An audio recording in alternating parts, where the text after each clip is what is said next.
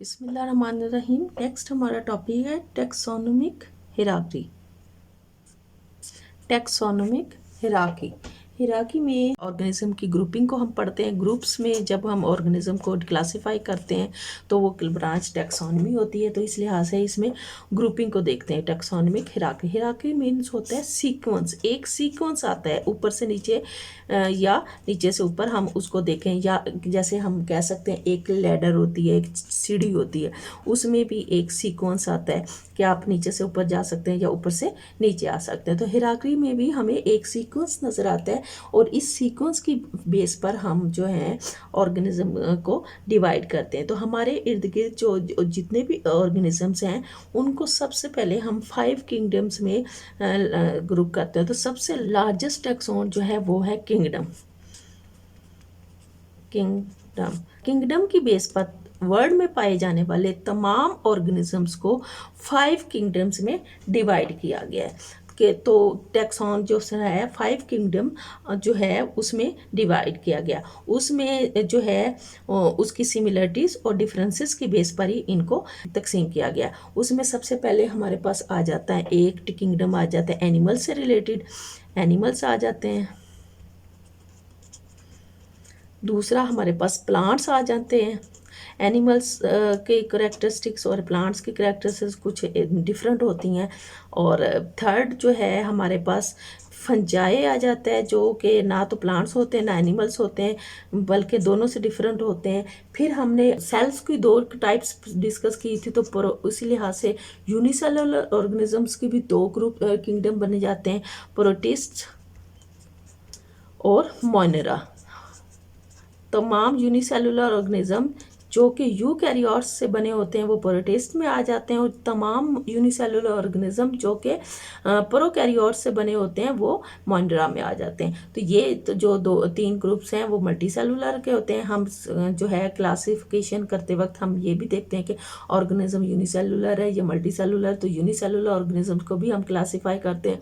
तो यूनिसेलुलर को जब ऑर्गेनिज्म को जब हम क्लासीफाई करते हैं तो हमें पता है तमाम ऑर्गेनिज्म की बेसिक स्ट्रक्चर क्या है, सेल है।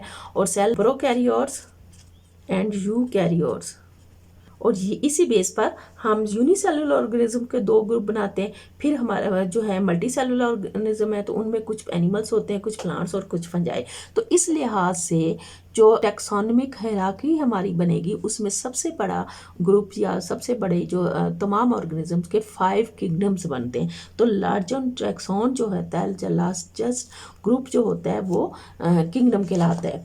और किंगडम के बाद जो है, जैसे हम एग्जांपल में ये भी देख सकते हैं कि वो हमारे इर्द गिर्द एक वर्ड है, वर्ड को हम जो है 7 कॉन्टिनेंट्स में डिवाइड कर देते हैं। कॉन्टिनेंट्स आ जाते हैं, वर्ड्स के बाद कॉन्टिनेंट्स आ जाते हैं, और कॉन्टिनेंट्स के बाद जो है कंट्री आ जाते हैं। कंट्रीज़ के बाद जो है वो मुख्तलिफ कंट्रीज़ के प्रोविंस आ जाते हैं या स्टेट्स आ जाती हैं। प्रोविंस भी हो सकते हैं, स्टेट भी हो सकती है। और उसके बाद जो है सिटीज़ आ जाते हैं। सिटीज़ के भी फिर आगे कुछ सेक्टर हो जाते हैं, और उस सेक्टर के बाद हम देखते हैं कि हमारा अपना होम भी हो सकता है, एक सिंगल घर। तो जिस तरह हम ये दुनिया को क्लासिफाई किया, इसी बेस पर हम ऑर्गेनिज्म की भी हिरार्की बनाते हैं। उसमें सबसे पहले हमने जैसे अभी आपको बताया कि सबसे पहले क्या आता है, किंगडम। किंगडम सेकंड नंबर पर हमारे पास आता है फाइलम। किंगडम्स एक जैसे फाइलम मिलकर किंगडम बनाते हैं, और फिर जो है फाइलम को हम नीचे फिर डिवाइड करते हैं क्लास। सिमिलर क्लासेस मिलकर फाइलम बनाती हैं, और इसी तरह ऑर्डर है, सिमिलर ऑर्डर्स मिलकर क्लास बनाते हैं। और फिर हमारे पास आती है फैमिली, सिमिलर फैमिलीज मिलकर ऑर्डर बनाते हैं। और एंड में उसके बाद हमारे पास जीनस एक जैसे जनरा मिलकर फैमिलीज, और फिर स्पीशीज़ एक जो है वो स्मॉलेस्ट यूनिट जो है इस हिरार्की की आ जाती है। तो ये टैक्सोनॉमिक हिरार्की में पूरे हमारे टैक्सॉन्स हैं। फाइलम जो है वो रिलेटेड क्लासेस से मिलकर बना हुआ होता है, और जो क्लास होती है वो रिलेटेड ऑर्डर से मिलकर बना होता है, और ऑर्डर होता है वो रिलेटेड फैमिली से मिलकर बना होता है, और जो जीनस होती है वो रिलेटेड जो है वो स्पीशीज से मिलकर बनी होती है।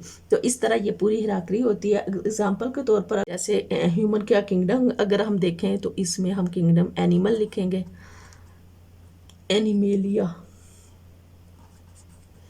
मेलिया लिखेंगे। हमें पता है कि इंसान जो है वो एनिमल किंगडम में ही आएगा, क्योंकि इसकी ज़्यादातर करैक्टरिस्टिक्स वही हैं जो कि एनिमल्स के अंदर पाई जाती हैं। इसके सेल की बेसिक स्ट्रक्चर भी वही है जो कि एक एनिमल के सेल की स्ट्रक्चर होती है। इसी तरह फिर इसका फाइलम जो है कॉर्डेटा है। कॉर्डेटा तमाम जानदार जिनके अंदर रीढ़ की हड्डी पाई जाती है उनको फाइलम कॉर्डेटा में रखा जाता है। तो इंसान के अंदर भी रीढ़ की हड्डी पाई जाती है, इसलिए उसको फाइलम कॉर्डेटा में रखा जाता है। फिर इसकी क्लास है मैमेलिया।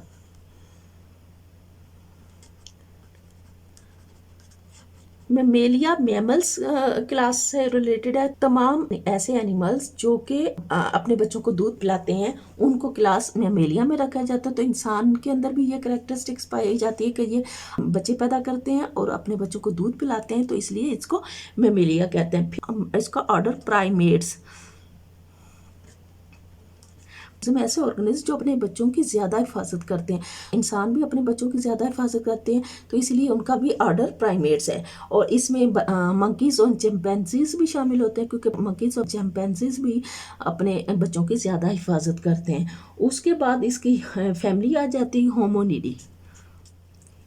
तो ये इंसान की फिर मखसूस फैमिली आ जाती है। उसकी फैमिली होमिनिडी है कि वो अपने बच्चों की ज़्यादा केयर करते हैं। अब उनके जिस्म पर बहुत ज़्यादा बाल होते हैं, तो इस लिहाज से इसको फिर ये इस फैमिली में किया है। फिर इसकी जीनस होमो, और फिर इसकी स्पीशीज सैपियंस। और जीनस और आपको पता है जीनस और स्पीशीज मिलकर साइंटिफिक नेम बनाते हैं होमो सैपियन। इसका नेम होगा होमो सैपियंस। अगर हम इसको सीधा लिखेंगे तो हम इसी तरह इसको अंडरलाइन करेंगे, और अगर हम इसको इटैलिक फॉर्म में लिखेंगे तो विदाउट अंडरलाइन लिखे जाएंगे। तो ये तो थी क्लासिफिकेशन ऑफ ह्यूमन। इसी तरह हम उसकी क्लासिफिकेशन पी प्लांट की भी दे सकते हैं। पी प्लांट में इसी तरह हम इसकी देखते हैं किंगडम क्या होता है पी प्लांट का। प्लांटी, किंगडम प्लांटी, इसका मतलब है ये प्लांट से रिलेटेड है। प्लांटी। फाइलम मैग्नोलियोफाइटा, ये वो फाइलम होता है जिसमें तमाम फूलदार पौधे शामिल होते हैं। पी प्लांट में भी फूल लग। और फिर है मैग्नोलियोसीडा, मैग्नोलियोसीडा इसकी क्लास आ जाती है। और फिर इसकी फैबुलेसी, फैबुलस ऑर्डर है। ऐसे पौधे जिनके अंदर डाइकॉट्स होते हैं, कि मतलब कि अगर हम मटर का बीज है देखें तो ऐसे एक बीज निकलता है, इसको हम जब खोलते हैं तो अंदर से फिर ऐसे ऐसे दो हिस्से उसके बीज के हुए होते हैं, तो इसको डाइकॉट्स कहते हैं। तो तमाम डाइकॉट्स का जो ऑर्डर है वो फैबुलस होता है। उसके बाद है फैबेसी, इसकी फैमिली है। ऐसी फैमिली होती है जिसके वजह से इसके अंदर जो है इसकी जड़ों में न्यूड्यूल्स मौजूद होते हैं, और उन न्यूड्यूल्स की वजह से नाइट्रीफाइंग बैक्टीरिया को वो स्पेस प्रोवाइड करते हैं। फिर उसके बाद इसकी जीनस आ जाती है पिजियम, और फिर इसकी पिजियम सैटिवम, इसका साइंटिफिक नेम आ जाता है। ये थी क्लासिफिकेशन ऑफ पी प्लांट। ये पी प्लांट की क्लासिफिकेशन है, ये ह्यूमन की क्लासिफिकेशन है।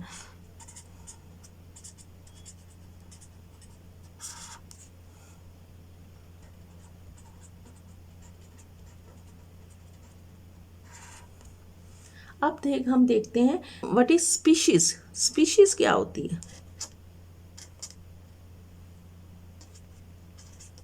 स्पीशीज जो है the basic unit of classification. अगर हम देखें इसकी डेफिनेशन तो इसमें हम देखते हैं अब बेसिक यूनिट में क्या है।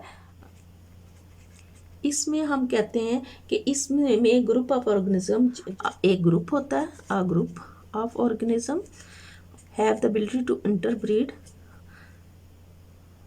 कि आपस में वो इंटरब्रीड कर सकते हों, और as a result of this interbreeding freely interbreed naturally कर सकते हों, और रिजल्ट के तौर पर प्रोड्यूस्ड ऑर्गेनिजम्स और फिर इन ऑर्गेनिजम्स के लिए फर्टाइल होना भी ज़रूरी है। और इस तरह एग्जांपल देखते हैं, म्यूल जो है वो एक प्रोड्यूस ऑर्गेनिज्म है जो डंकी और हॉर्स के मिलाप से बनता है। अब ये ऑर्गेनिज्म जो है ये दो डिफरेंट स्पीशीज के मिलाप से बनता है, तो ये ऑर्गेनिज्म तो प्रोड्यूस हो गया but they have no fertility, कि उसके अंदर दोबारा म्यूल प्रोड्यूस करने की सलाहियत नहीं होती, इसलिए ये स्पीशीज़ की डेफिनेशन पे पूरा नहीं उतरता। तो स्पीशीज़ की डेफिनेशन पे के पूरा उतरने के लिए ज़रूरी है कि वो नेचुरली इंटरप्रेट कर सकें और फिर ऑर्गेनिज्म प्रोड्यूस कर सकें और वो फर्टाइल ऑर्गेनिज्म हो। अननेचुरल तरीके से, आर्टिफिशियल तरीके से अगर कोई ऑर्गेनिज्म प्रोड्यूस होता है तो ऑर्गेनिज्म तो प्रोड्यूस होता है लेकिन अनफर्टाइल ऑफस्प्रिंग होता है, कि उसके अंदर जो है फर्टैलिटी या नेक्स्ट जनरेशन प्रोड्यूस करने की सलाहियत नहीं होती। तो ये तो था हमारे टैक्सोनॉमिक हायरार्की, जिसमें हमने ये देखा कि हमने ऑर्गेनिजम्स को कैसे डिवाइड किया। सबसे पहले हमने देखा कि दुनिया में पाए जाने वाले तमाम ऑर्गेनिजम्स को 5 ग्रुप्स में डिवाइड कर दिया। फिर इन 5 ग्रुप्स को की मज़ीद क्लासिफिकेशन टैक्सोनॉमिक हायरार्की के हिसाब से की गई, और फिर हमने ह्यूमन की क्लासिफिकेशन और बी प्लांट की क्लासिफिकेशन देखी, और फिर स्पीशीज़ की डेफिनेशन।